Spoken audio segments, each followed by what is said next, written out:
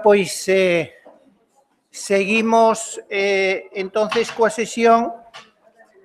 Jesús Robledano Arillo é profesor tamén da Universidade Carlos III, doutor en documentación pola mesma universidade e profesor impartindo varias materias, especialista no ámbito da documentación. Ten publicados varios traballos sobre o seu campo de especialidade. Participou en unha veintena de proxectos de investigación, de financiación pública, participou tamén en ámbitos de documentación en varias empresas do ámbito da comunicación e a súa intervención vai a ser sobre análisis de casos de digitalización de arquivos que resultan paradigmáticos cara a definición dun modelo para a representación digital do patrimonio documental. Entón, pois, quen mellor que a él para explicarnos o que está facendo pois no Instituto Agustín Millares e que o que está facendo no ámbito da documentación coa profesora Mercedes Caridad. Adiante, Jesús. Muchas gracias, Francisco, por la presentación. Antes de meterme en harina, quería agradecer a la organización del evento el haberme invitado a participar. Estar en estos eventos es una buena oportunidad para aprender de los profesionales que estáis aquí y para aprender también de los compañeros de mesa. Entonces lo agradezco muchísimo. Y más en un sitio como Santiago, de tan buena acogida y tan maravilloso como Santiago y Galicia. La pena es que estamos muy poquito tiempo, pero bueno, algo es algo. Nos permite relajarnos y salir del frenético trabajo diario que tenemos en la universidad. Como indica el título de mi ponencia, me voy a centrar en análisis de casos paradigmáticos, pero yo quería ir un poco más allá. En realidad, lo que quiero presentar es la necesidad de establecer un paradigma, un modelo en la digitalización de patrimonio documental que sea de uso general. Ver cómo tendría que ser ese modelo que ya mi compañera de mesa, Mercedes, me ha ido abriendo camino. Yo casi voy a profundizar un poquito más lo que ha dicho Mercedes, porque Mercedes ha tratado todos los aspectos relevantes sobre la digitalización, nos ha dado un buen estado de la cuestión.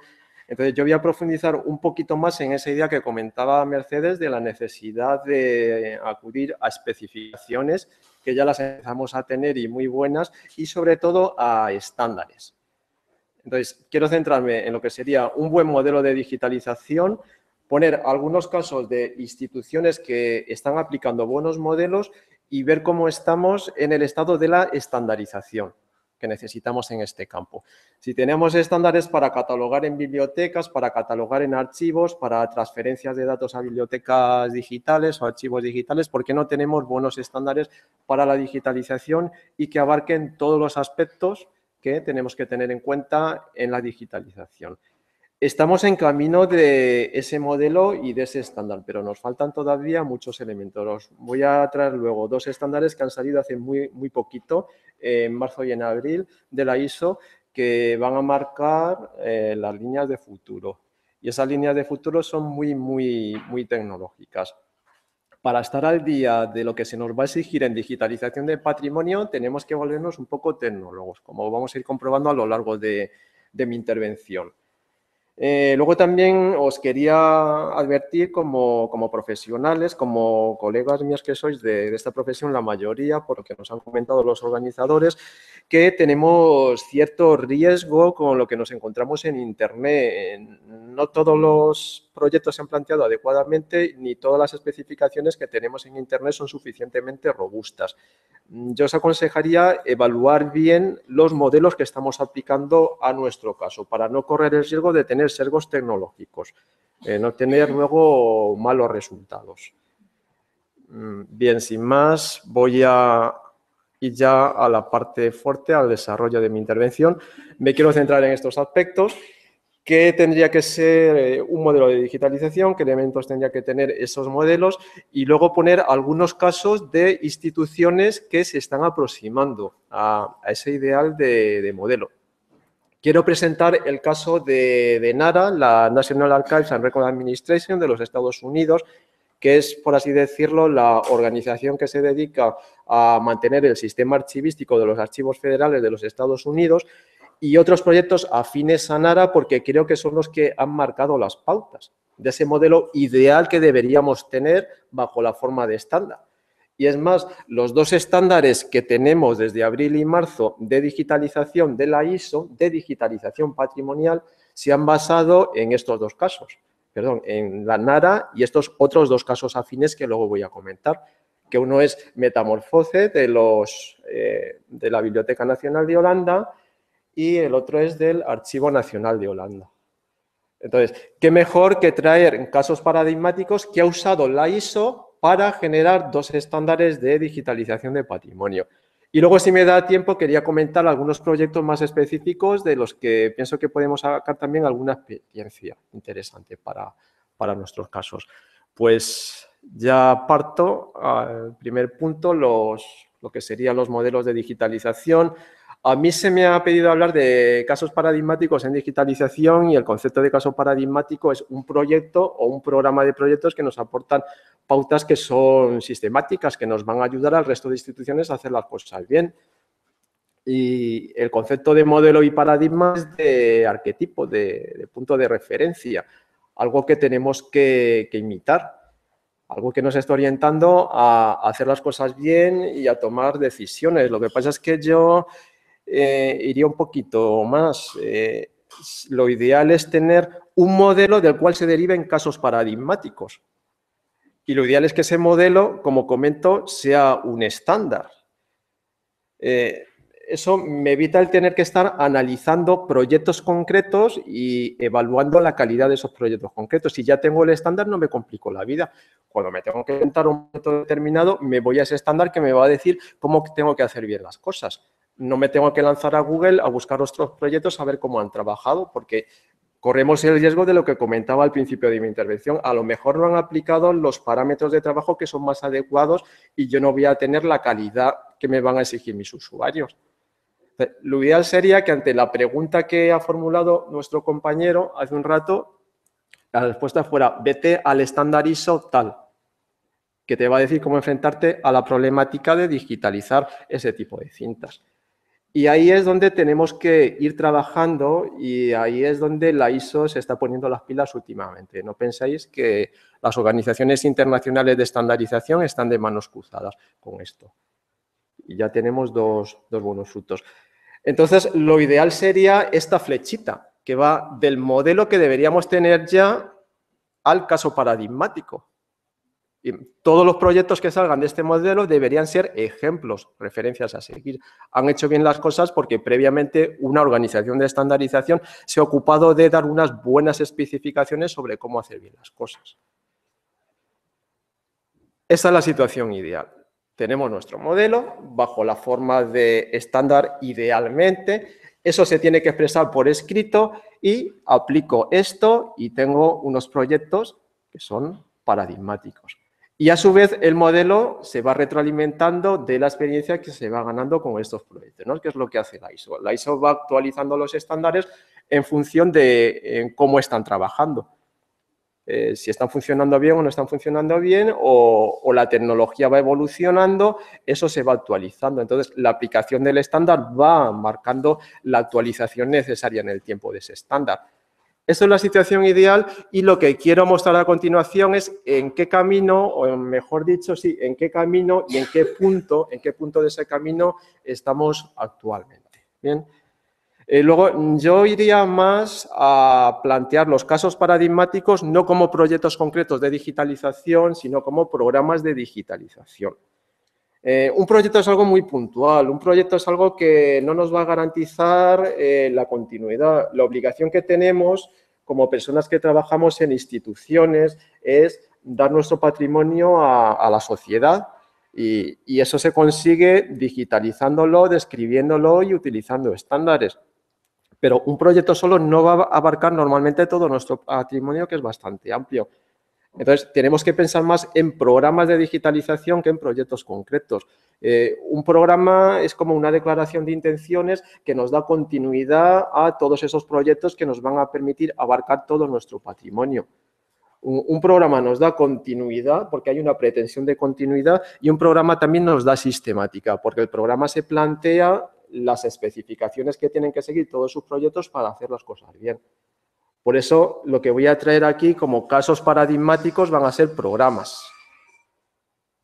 Nara es un programa, lo que voy a traer. Entonces, antes de meternos en Nara, vamos a ir un poquito a afianzar esos conceptos más generales que desde mi punto de vista están detrás de lo que sería un buen modelo de digitalización. ¿Cuáles son esos elementos?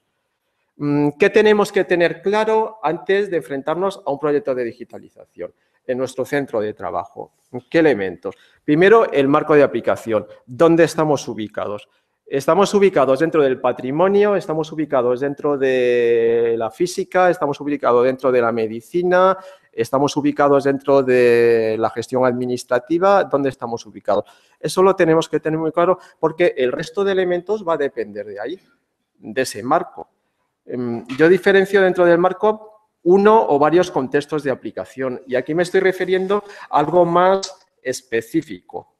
Dentro de ese marco podemos tener diferentes casuísticas. A eso le llamo contextos de aplicación. Pues tenemos que saber en qué contexto estamos. Los principios y criterios los tenemos que tener muy claros. Eso va a depender de los contextos. Y después de los principios y criterios van a depender los requisitos técnicos de la digitalización. De los requisitos técnicos de la digitalización que tenemos que tener muy claros van a depender las pautas que nos van a permitir seleccionar bien las variables de captura.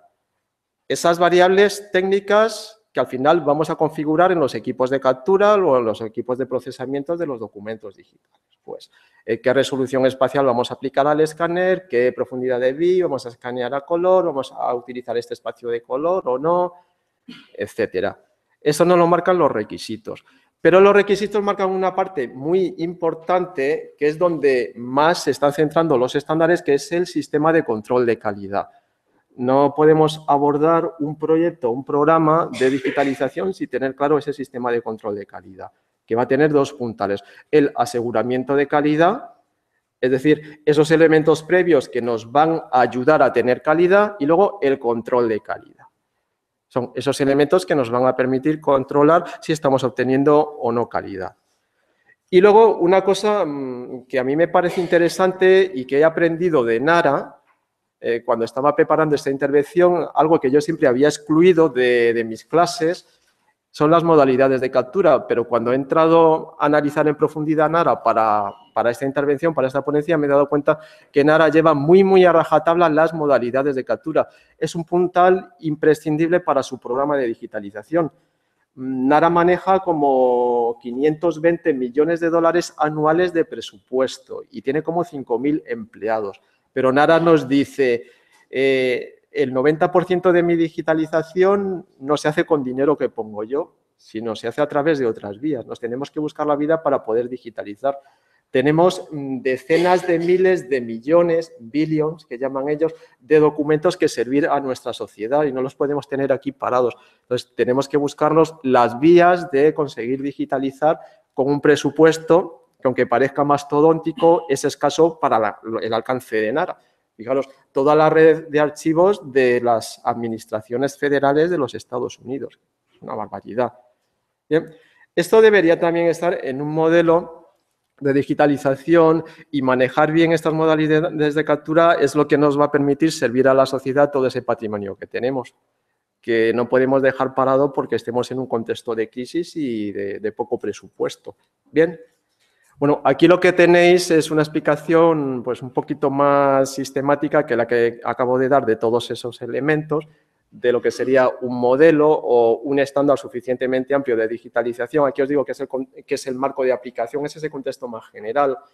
Es muy importante que tengamos en cuenta el marco de aplicación, sobre todo si vamos a ir a Internet a buscar referencias, a buscar casos paradigmáticos, a buscar tablas de valores de captura. Tengo que digitalizar los vídeos como comentaba el compañero. ¿Cómo selecciono esos valores de captura? Pues tener cuidado porque el marco va a determinar esos requisitos. Los aspectos técnicos están determinados por el marco y los estándares que tenemos que aplicar están determinados por el marco.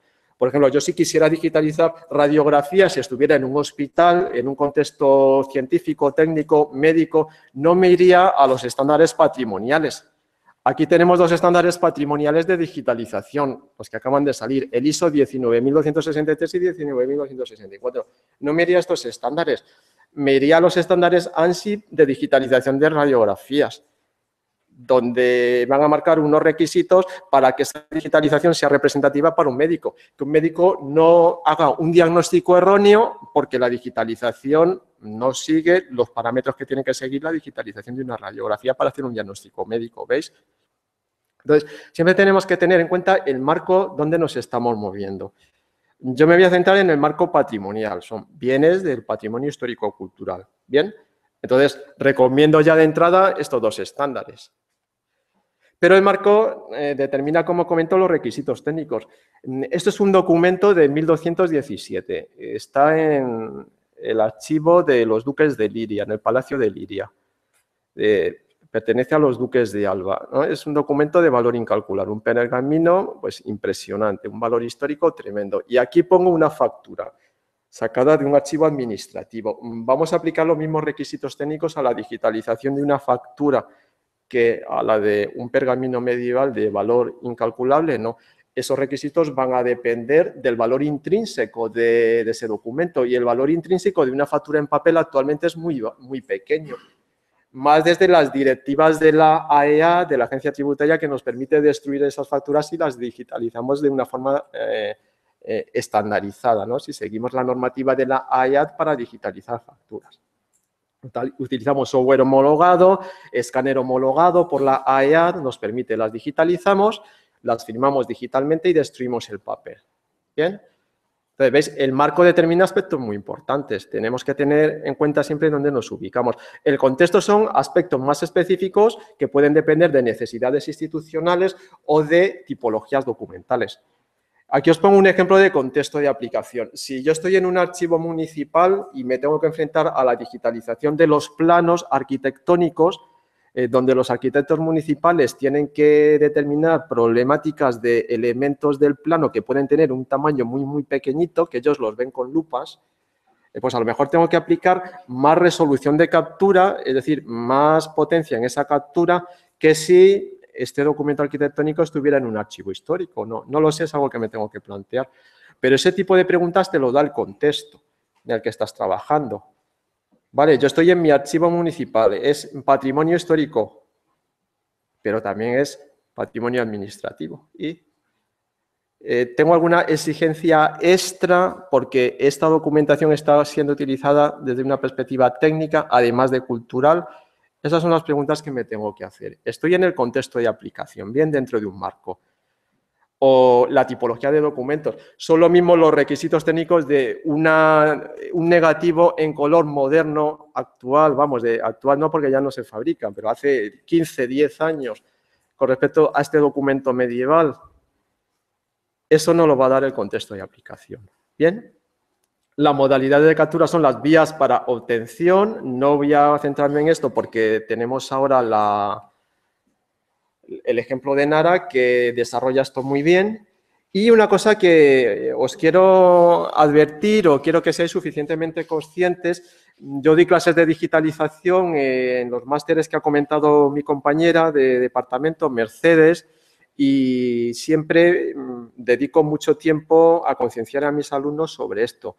Yo tengo que tener en cuenta, antes de plantear la digitalización, es decir, antes de plantear un programa o proyecto de digitalización, qué principios y criterios voy a utilizar, porque de esos principios y criterios van a depender las decisiones técnicas. No me puedo lanzar a lo loco en las decisiones técnicas porque me puedo equivocar. Tenemos que tener en cuenta esa base filosófica. ¿Y qué es esa fase filosófica? Son cuestiones de tipo ético y deontológico. Esas cuestiones de tipo ético y deontológico nos van a marcar cosas como qué grado de ajuste tiene que tener mi documento digital con respecto al físico, al documento físico. Puedo restaurar digitalmente, puedo realzar digitalmente, puedo hacer edición digital, puedo eliminar determinados elementos del documento en la imagen digital, por ejemplo, el espacio entre página y página. O puedo pasar algo que tiene color a blanco y negro en la imagen digital para que pese menos el archivo. Esos principios nos van a marcar la decisión que vamos a tomar. Entonces, os traigo este proyecto que ha comentado mi compañera Mercedes, que es el del archivo espacio-P, que yo también he hecho alusión antes, y aquí dedicamos varias páginas a establecer bien ese marco filosófico, esa base filosófica, esos argumentos de tipo ético. Y decidimos que en patrimonio histórico-cultural nos teníamos que basar en códigos éticos del patrimonio cultural y artístico. Entonces, fuimos a buscar esos códigos éticos. ¿Y dónde los encontramos? En los restauradores, la comunidad de restauradores de obras de arte. Entonces, nos basamos en los códigos éticos de la comunidad de restauradores de obras de arte porque no encontramos unos códigos éticos suficientemente exhaustivos en nuestra comunidad del patrimonio documental, entre documentalistas. Hay códigos éticos. Si vais a SEDIC, tenemos un código ético, el código ético de SEDIC, la Sociedad Española de Documentación e Información. Estuve trabajando en ese código ético y lo conozco, pero ese código ético no se mete en la cuestión de la digitalización. ¿Qué tipo de respeto tenemos que tener con respecto a los originales en la digitalización? Entonces, nos inspiramos en los restauradores de obras de arte. Y todo el aparato técnico de este proyecto está basado en esos códigos éticos, que básicamente es el respeto a la obra original. Es decir, no podemos cambiar ningún elemento de la obra original. Y si lo cambiamos, tenemos que advertir. Es así como deberíamos trabajar en patrimonio. Tenemos que ser respetuosos a los documentos. Entonces, desde esa perspectiva ya podemos extraer los requisitos técnicos. Y desde esa perspectiva tan exigente os pongo de requisitos técnicos. Si yo tuve que digitalizar una fotografía de daguerrotipos, por poner un ejemplo de tipo de procedimiento fotográfico, de acuerdo a ese código ético, tengo que respetar el estado del daguerrotipo con el deterioro que tiene y tengo que dar muestras a mis posibles usuarios a través de cartas de control. Aquí tenemos cartas de control de color y cartas de control tonales, son estas de abajo, que permitan al usuario saber qué grado de alejamiento ha incluido el procesado digital con respecto a la apariencia que este daguerrotipo tiene cuando lo ves en unas condiciones normales de visualización. Cuando los pones encima de una mesa, por ejemplo y le pones una luz neutra de determinada intensidad de luz, unos 500 luxes, la apariencia que tiene el daguerrotipo en ese contexto de visualización es la que tenemos que llevar a la imagen digital cuando la ves desde una pantalla de ordenador, que esté correctamente calibrada. Eso es lo que nos marcamos. Pero por si acaso, pues el usuario no tiene correctamente la pantalla o nosotros hemos metido la pata por el camino, damos unas cartas de color y tonales que a un usuario avanzado le permite saber el grado de alejamiento. ¿Ves? Estamos ante una obra de arte en realidad. Entonces, siguiendo ese principio ético, pues vienen estos requisitos. O, por ejemplo, aquí. Esto es, también lo seguimos en Espacio P y lo estamos siguiendo en otros proyectos. Decimos, los másteres digitales deben respetar la polaridad de las fotografías, porque tenemos mucha fotografía en ese fondo que tenemos que digitalizar en el proyecto ArtoP y Boremetur. Tenemos muchísima fotografía, entonces tenemos que ser respetuosos a la polaridad. No podemos hacer lo que están haciendo muchas instituciones desde mi punto de vista, instituciones importantes, que los másteres son positivos. Los másteres, si yo tengo un negativo, mi máster tiene que ser negativo. Yo tengo que respetar a eso. No, si tengo un negativo, es un negativo. Pero claro, yo no voy a servir a todo tipo de usuarios negativos, porque no todo el mundo sabe descodificar un negativo visualmente. Por ejemplo, mis alumnos, imparto una asignatura en el grado de documentación audiovisual y los alumnos que han nacido ya con cámaras fotográficas digitales o que eran muy pequeñitos cuando en su casa todavía había cámaras de carrete, cámaras químicas, les doy negativos y no los reconocen. No saben lo que es eso porque nunca los han visto en su vida. Les digo, descodificar un negativo, no saben descodificarlo, no saben identificar elementos en un negativo porque está todo invertido. Se vuelven locos. A mí me choca mucho, pero claro, yo es que nací con el negativo, pero ellos no. Entonces no terminan de entender que todo está invertido, que de la derecha está cambiada a la izquierda, que los colores están invertidos, que los tonos están invertidos, les resulta algo chocante. No saben qué es eso. Yo no voy a dar eso. al usuario de mi biblioteca digital, de mi archivo digital o de mi museo digital.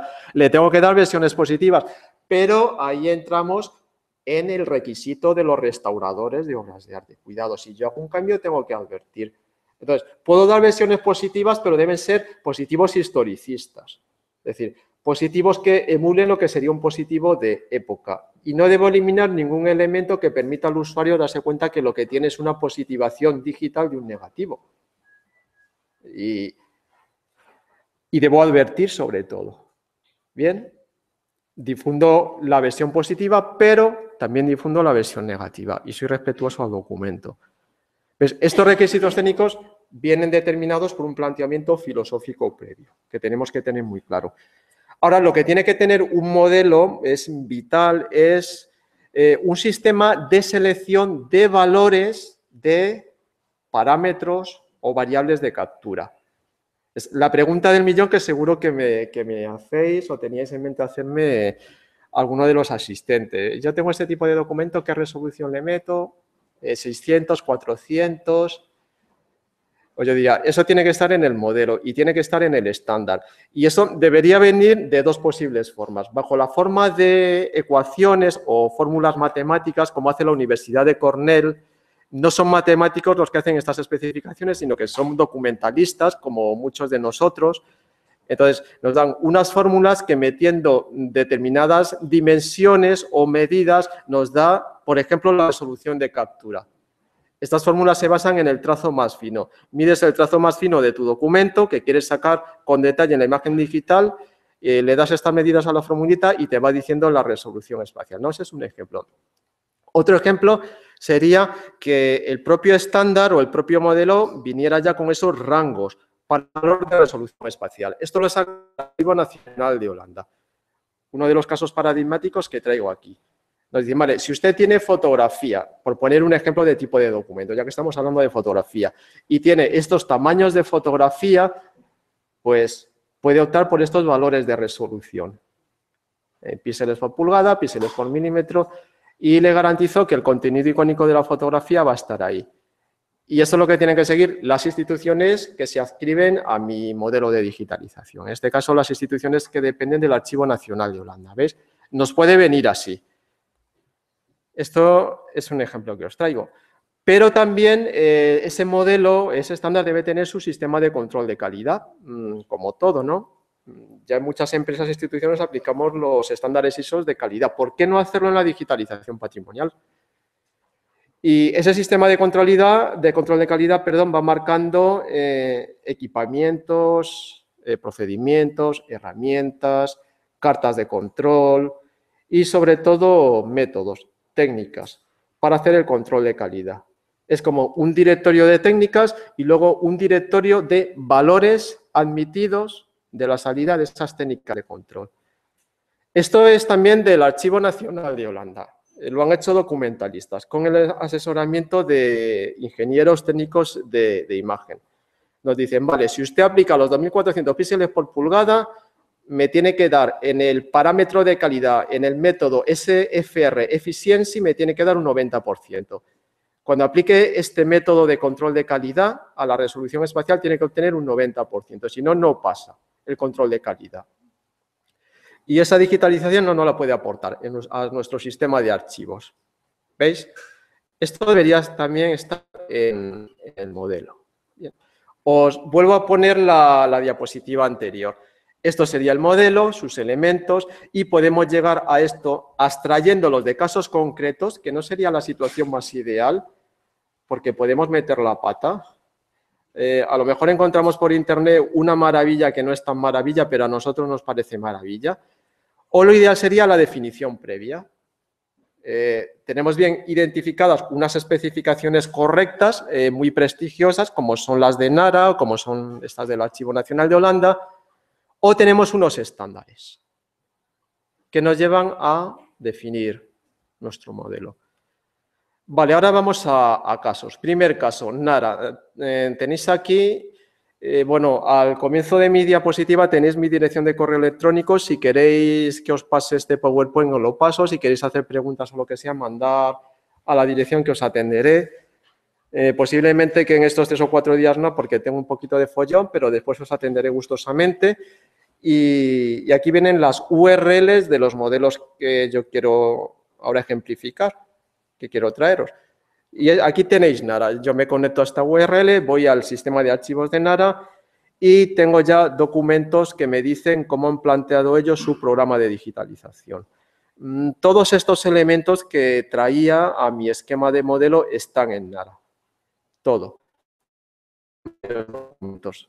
Ellos tienen un plan estratégico donde los objetivos a los que deben llegar en 4 años, en los siguientes 4 años, de ese plan estratégico se deriva la importancia de la digitalización, son especialmente conscientes en esto, la necesidad de una institución de dar a la sociedad lo que pertenece a la sociedad y si no se digitaliza realmente no se puede hacer así.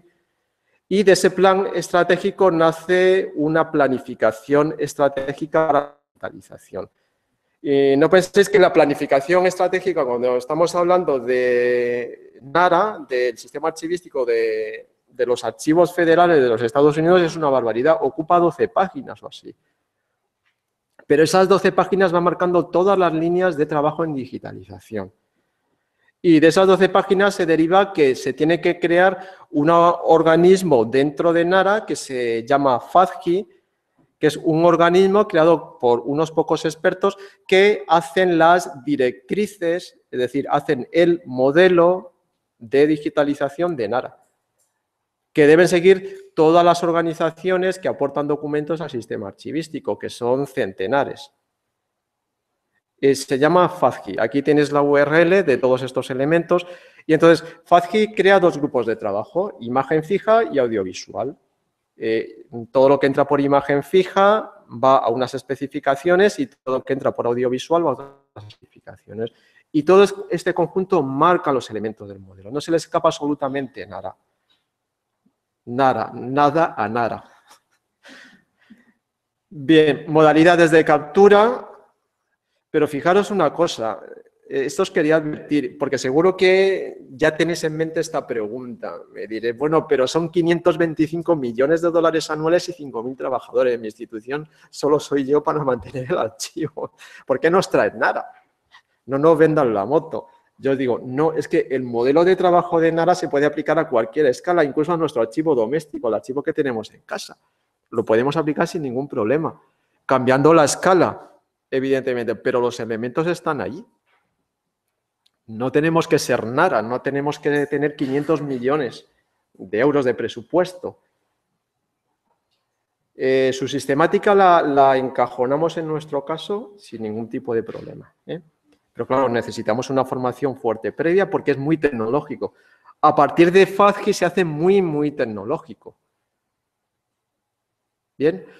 Quería llamar la atención modalidades de captura. Siempre nos quejamos en la universidad, no paramos de quejarnos. Ayer durante la cena, durante el desayuno, pues nos hemos quejado, los que venimos de la universidad, que somos todos los ponentes, de que no tenemos dinero. Los presupuestos son cada vez más menguados, se nos exige más por menos dinero. Cada vez somos menos personal, tenemos menos dinero, pero tenemos que hacer más. Entonces, nos tenemos que buscar la vida para sobrevivir. Igual que en la universidad nos vamos buscando la vida para sobrevivir, en esa situación, si tenemos que estar digitalizando nuestro patrimonio, tenemos que buscarnos la vida. ¿Cómo se lo ha buscado Nara? Pues Nara tiene el concepto de socios. Busca socios que hacen la digitalización o aportan algún elemento al cambio de una contraprestación. Suelen ser empresas de genealogía. Empiezan a digitalizar documentos que tienen nombres de personas, que dice este documento que fulanito de tal es el hijo de fulanita de tal. Y esas empresas van digitalizando porque las empresas ofrecen servicios de genealogía. Tú les das tu nombre, tus apellidos y te dan todo el árbol genealógico hasta tu tatarabuelo o donde lleguen. Bien, entonces llegan a acuerdos con empresas de genealogía. Me digitalizas estos documentos, pero lo haces de acuerdo a mi estándar, a mi modelo, evidentemente. Te dejo un periodo de embargo, es decir, tú puedes explotar económicamente estos documentos durante 1 año o 2 años, pero después estos documentos pasan a mí. Después de ese periodo de explotación pasa a mí, pero tú me has hecho la digitalización. Tienen asociaciones de todo tipo. Pues la Asociación de Defensa del Cultivo del Pepino. Pues venga, todos los documentos sobre pepinos que estén en los archivos federales de los Estados Unidos te los digitalizo yo. Hay un periodo de embargo donde yo puedo utilizar estos documentos y luego todos los derechos pasan a Nara. Google, Amazon, etcétera. Van buscando socios que les hacen la digitalización a cambio, pues eso, o de una posibilidad de explotar económicamente esos documentos durante un periodo de embargo o para darse publicidad o por cualquier otro motivo. Pero Nara no pone ni un duro. Lo único que pone son los documentos y los estándares de trabajo. Tienes que seguir estos estándares de trabajo, si no, fuera. No trabajas conmigo. Después están utilizando muchísimo el crowdsourced digitization, es decir, personas que están haciendo la digitalización gratuitamente. ¿Y quiénes son esas personas? Pues son los usuarios de los archivos, esos usuarios. ¿Qué hacen ahora? Pone los equipos, pone sus estándares y los usuarios son los investigadores del archivo. Los investigadores cuando van a los archivos hacen microfilm o piden microfilm, piden fotocopias, ahora piden imágenes digitales. Pues lo que hacen ahora es decir, no, digitalízatelo tú, te doy este legajo, te lo digitalizas. Te doy un cursillo de formación, te doy unos estándares y cada vez que necesites algo, lo digitalizas. Y esa digitalización ya le hago un control de calidad y pasa a mí. Entonces, los servicios de fotocopias son servicios de digitalización en Nara. Los usuarios están digitalizando. La tercera fuente son agencias. Pues como Nara son centenares de agencias, es decir, de departamentos administrativos que están aportando documentación, pues exigen que vayan haciendo las digitalizaciones a nivel local, siguiendo los estándares. Otra vía que le sale gratis al sistema archivístico, la cultura de digitalización. ¿Y qué es esto? Que todos los procesos de trabajo que implican documentos, los internos, por ejemplo, los restauradores, cuando los restauradores están restaurando una pieza documental, pues implica la digitalización de esa pieza. Digitalizan siguiendo los estándares de trabajo y el archivero no tiene que poner un especialista haciendo la digitalización, lo ha hecho un equipo de restauradores o cualquier otro equipo de trabajo. Y eso le llaman cultura de digitalización. Y luego ya por último, el propio Nara dice que esto lo que genera menos documentos digitales son los proyectos propios de Nara, donde Nara utiliza su presupuesto, que son los proyectos de digitalización. Y ellos solo hacen proyectos de digitalización para materiales dificultosos, materiales donde ellos entienden que ni las agencias ni los usuarios o empresas que no son especialistas pueden hacerlo. Pues, por ejemplo, la digitalización de unos vídeos, la digitalización de unas fotografías que estén deterioradas, de unos documentos muy fuera de formato, de varios metros, unos planos. Y a estos proyectos es donde se enfoca el presupuesto que tiene Nara para la digitalización. ¿Ves? Ha montado todo un entramado para ir obteniendo la digitalización de decenas de miles de millones de documentos, no con su propio presupuesto, que también será escaso para el volumen de fondos que tienen, ¿no? Pero el crowdsourcing lo llevan más allá, lo llevan a las transcripciones de los documentos textuales, a los metadatos, a las tags, a la contextualización. Si vais a la web del catálogo de Nara y os dais de alta, podéis hacer transcripciones de documentos, podéis aportar metadatos, podéis aportar datos de contexto. Hay personas que revisan esto, pero ya lo tienen. ¿Veis? El crowdsourcing es una vía que no tenemos que perder. Bueno, ahora más elementos de Nara. Si vamos a las especificaciones, vamos a FADGI, nos metemos en esta página web y nos descargamos las especificaciones. Aquí está todo el resto de elementos que nos falta. El marco, los contextos de trabajo, los sistemas de control de calidad, los sistemas para obtener los valores de las variables de captura, todo está aquí en estas especificaciones. Fijaros, ellos los contextos no los marcan por agencias, por unidades departamentales, sino que los marcan por tipos de documentos. Poniendo periódicos, fotografías, copias en papel, fotografías, transparencia, en microfilm, lo que sea. Y ahí van desarrollando esos requisitos técnicos, esos valores en variables de captura, etcétera, etcétera. Principios y criterios. Ellos no tienen un epígrafe que ponga principios, criterios y requisitos, pero están embebidos en todas las especificaciones técnicas. Si vamos a su sistema de control de calidad que se llama DICE, está ya avalando este principio. Máxima fidelidad al original a nivel físico. Ese es el principio que sigue NARA, máxima fidelidad. Desde una factura hasta una obra de arte, hasta una fotografía, hasta un vídeo, máxima fidelidad. Yo estoy custodiando un documento y si el investigador cuando tiene el documento físico encuentra aquí tachados y colorines, pues eso es lo que tengo que dar. Ya él se buscará la vida en su versión digital, a que se baje de la web si le quiere pasar a blanco y negro porque lo va a imprimir o lo que sea. Pero yo le doy lo que tiene el documento físico. Ese es el principio que está siguiendo NARA. Se ajusta mucho al principio que nosotros seguíamos en Espacio P, como veis. Y han desarrollado todo un sistema que, como comento, se llama DICE, Digital Imaging Conformance Evaluation Process Monitoring, que se dedica a dar especificaciones de control de calidad, técnicas y métodos de control de calidad para que se cumpla este principio. Bien. Aquí tenemos las pautas de selección de valores de NARA, de valores de variables.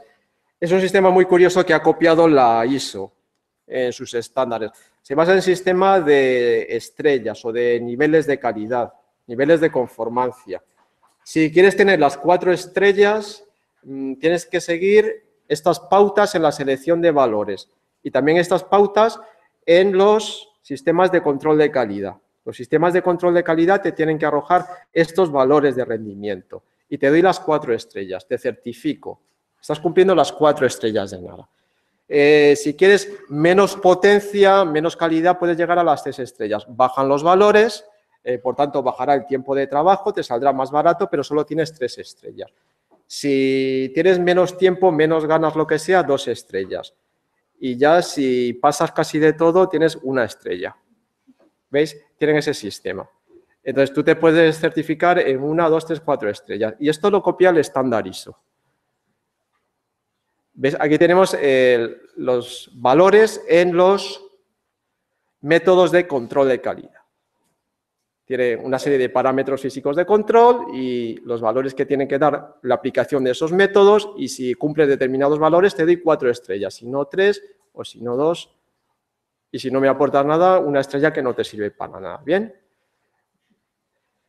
Trabajan los formatos de fichero, los metadatos, los equipamientos de captura, los ajustes permitidos y no permitidos a los documentos digitales, el sistema de identificación y nombres de fichero, la estructura de directorios, sistema de control de calidad, súper específico, está todo aquí. Es un ejemplo de modelo.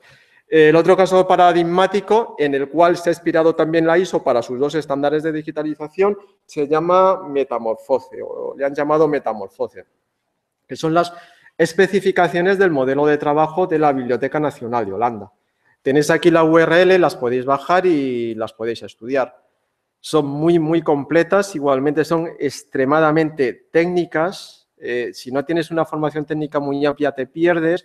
Te están hablando de MTF, de Sampling Rate, MTF10, MTF50, Column Registration, Geometric Distortion. Te encuentras fórmulas matemáticas que a veces son difíciles de entender, pero es que se está tecnologizando tanto la digitalización que es que tenemos que aprender esto. Yo lo que le digo a mis alumnos cuando me echan la bronca, porque es muy técnica la asignatura que les imparto, pero si estáis aprendiendo a catalogar de acuerdo a las RDA, yo le digo, me resulta más difícil catalogar un libro de acuerdo a esas normativas bibliotecarias, incluso normativas archivísticas, un documento de archivo, que esto.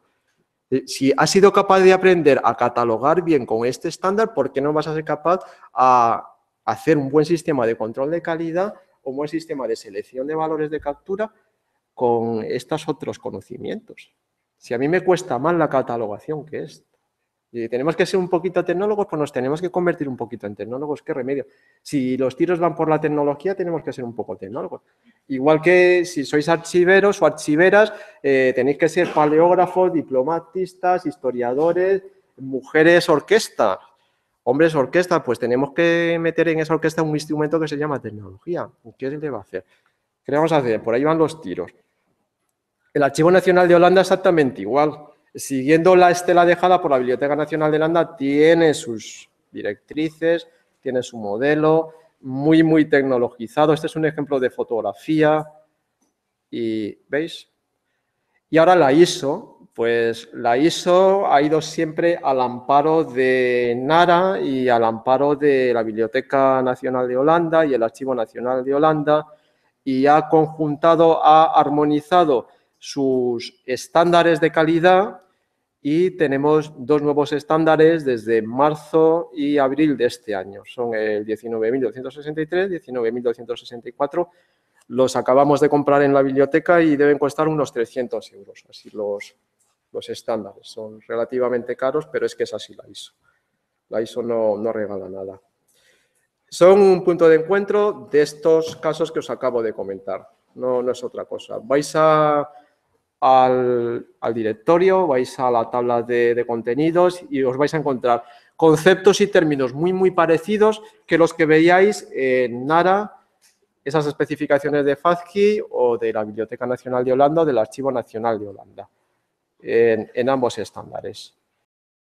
Bien, ¿qué conclusiones podemos sacar del caso 1 más sus casos concomitantes? Estos 3 grandes programas de digitalización que yo considero modélicos que os he introducido. ¿Qué conclusiones podemos sacar? Primero, tenemos que encontrar nuevas formas de conseguir recursos. Desde mi perspectiva no nos podemos cruzar de brazos y Mercedes sabe cómo nos estamos complicando la cabeza, cómo nos estamos rompiendo la cabeza para conseguir recursos para estos proyectos de Boremetur y de Espacio-P, porque el Ministerio nos ha dado 4 perras. Pues tenemos que buscar la vida para llegar a cumplir los objetivos de esos proyectos. El Ministerio te da 4 pesetas. Pide, yo qué sé, 100.000 euros y te da 10.000, pero luego te exige que cumpla los objetivos. Pues te tienes que buscar la vida. Hay que encontrar nuevas formas de recursos, vías para la digitalización. No nos podemos cruzar de brazos. El patrimonio se deteriora. El compañero comentaba, los vídeos se van deteriorando, se van volviendo obsoletos. Hay que digitalizarlos porque nos quedamos sin ellos. Bien, tenemos que huir del concepto de proyecto.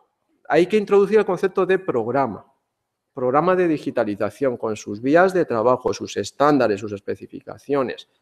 El programa nos ayuda a dar continuidad y a definir la calidad. Tenemos que reutilizar lo ya hecho, no podemos reinventar la rueda. Si ya está FASTCI, si ya está Metamorfosis, si ya está la ISO, vayamos ahí porque yo os estoy aconsejando, oye, que me los he estudiado bien. No reinventemos la rueda, sino que reutilicemos lo que ya hay. Tercer aprendizaje. En cuarto aprendizaje, los estándares nos van exigiendo cada vez más una exigencia de representatividad de las digitalizaciones patrimoniales hacia los originales. ¿Veis? Nos están empujando. Y la cuarta cosa que no he contado, pero he introducido de una forma muy breve, pero que ahora quiero insistir, es la certificación. Ya se está hablando de la certificación sobre la base de los estándares ISO. Ya está en marcha la iniciativa. ¿Qué significa esto? Que dentro de unos años, posiblemente, si tenemos fondos patrimoniales, alguna ley, algún real decreto, alguna directriz, alguna normativa nos exija la certificación de ese trabajo.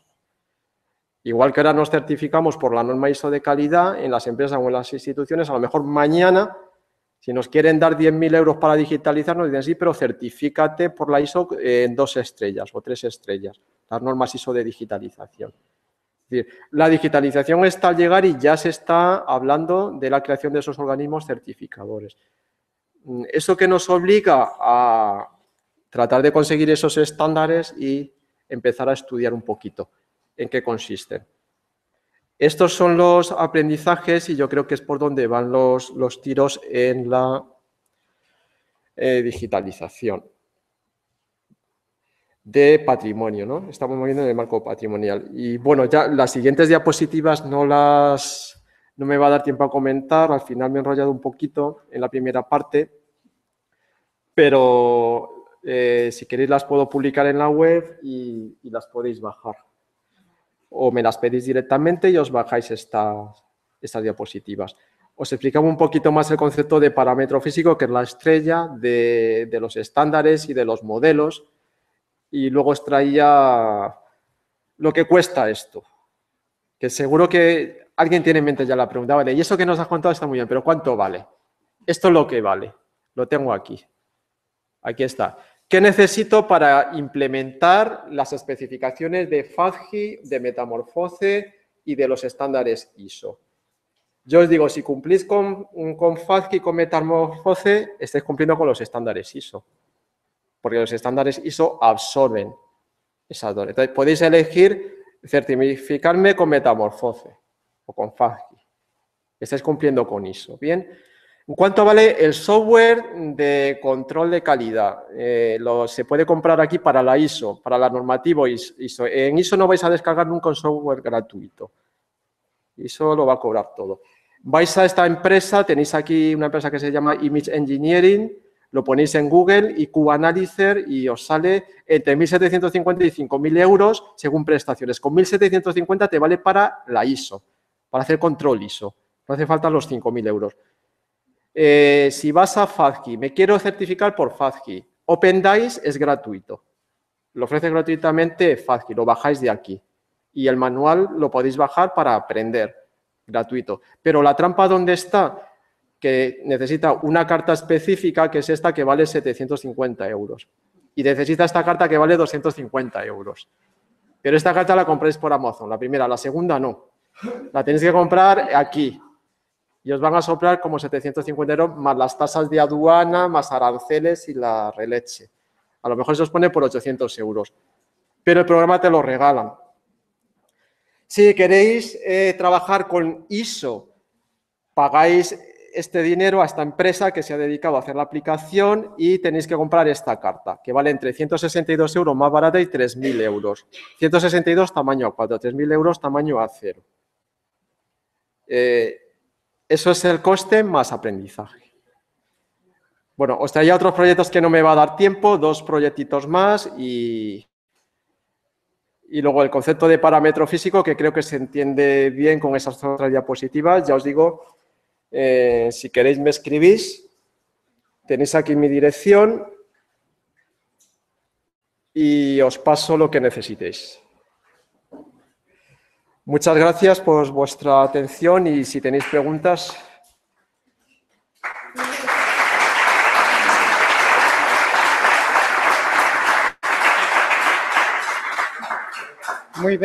Moi ben, pois xa entramos en materia totalmente e antes de temos, pois iso, 7-8 minutos antes da pausa para un descanso, pois teñen vostedes a palabra. A ver, que levanten a man, por favor, hai preguntas? Bueno, parece que... Eso.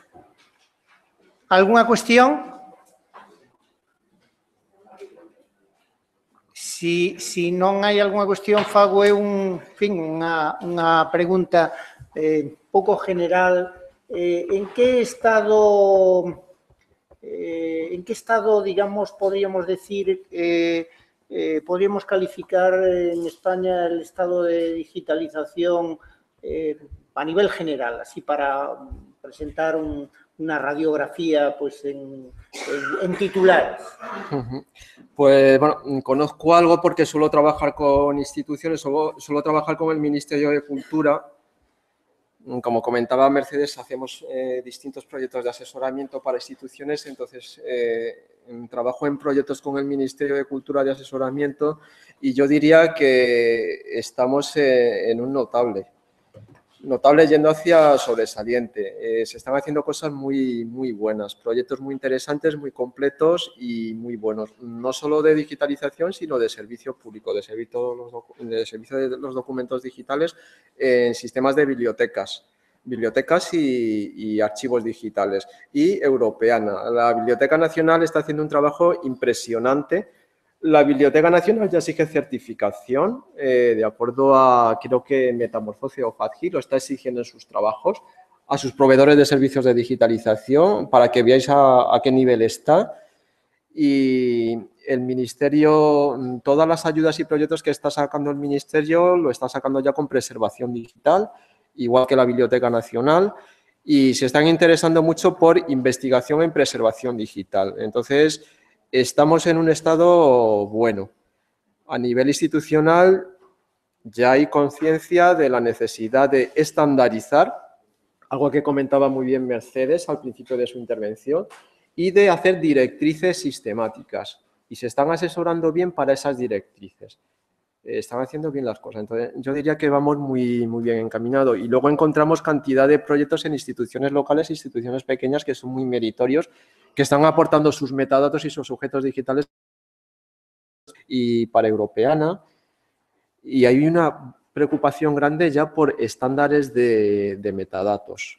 Entonces, estamos bien encaminados. Luego, a los másteres que también mencionó mi compañera de departamento, vienen muchos alumnos de distintas procedencias y su nivel suele ser bastante alto.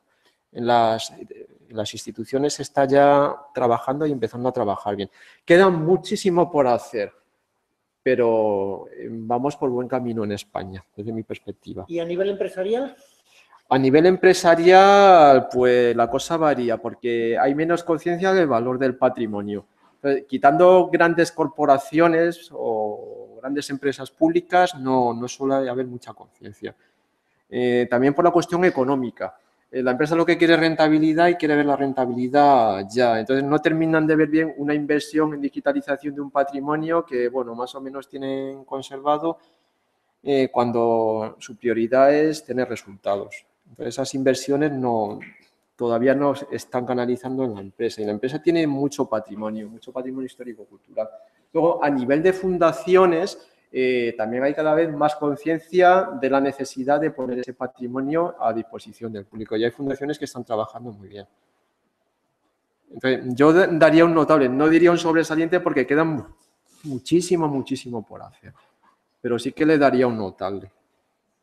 Y la prueba la tenemos aquí, que es que habéis llenado la sala, que no hay ni una silla libre, es decir, hay intención de mejorar y de hacer bien las cosas y sobre todo de servicio de ese patrimonio. Sí, hay una... Sí. Hola, Sí. eu tenho unha observación. Comentabas que era bom impulsar a digitalización de xeito que unha restauradora digitalizara e restaurara. Evidentemente, elimínase o profesional que digitaliza.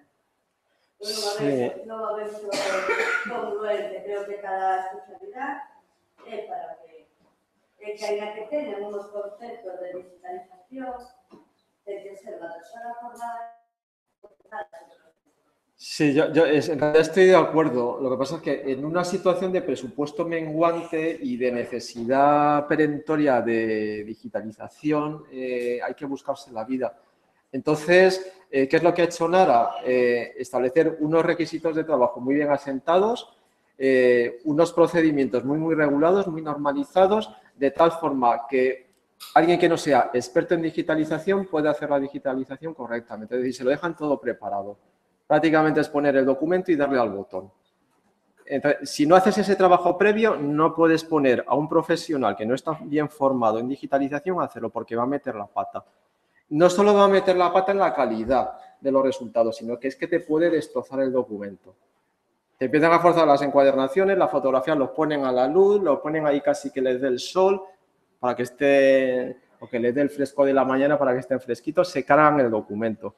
Entonces, si no va acompañado de eso, de sistema de darle al botón y de un protocolo de trabajo que pueda asimilar a esa persona, no se haga. Porque te cargas el documento y los resultados son nefastos. Entonces, hay que hacerlo de esa manera. Es implantar cultura de digitalización para dar el sistema llave en mano. Y no le des al no experto documentos que estén en mal estado de conservación o que sean complicados. Eso no lo hace Nara. Dale esto. Voluntarios, becarios, o sea, sí, cumplen todas as normas, os proxectos salen adiante, con xente que trabalha gratis, o caso desvaloriza o profesional, os profesionales están sin traballo. Pero es que no se puede hacer otra cosa, es que no hay. Es un fastidio para las empresas, pues eso, que te esté haciendo el trabajo el usuario que está yendo al archivo. Pero es que Nara dice, yo tengo que dar servicio, me tengo que buscar la vida. Una empresa de digitalización le haces polo, pero es que digitalizar 20.000 millones de documentos, el presupuesto, es que nadie en la Tierra podría tener ese presupuesto. Es impresionante. Entonces dice, vale... La situación ideal sería eso, tener los equipos de especialistas y empresas, pero ¿es factible? No, no es factible. Entonces me tengo que buscar la vida. Y buscarse la vida es eso.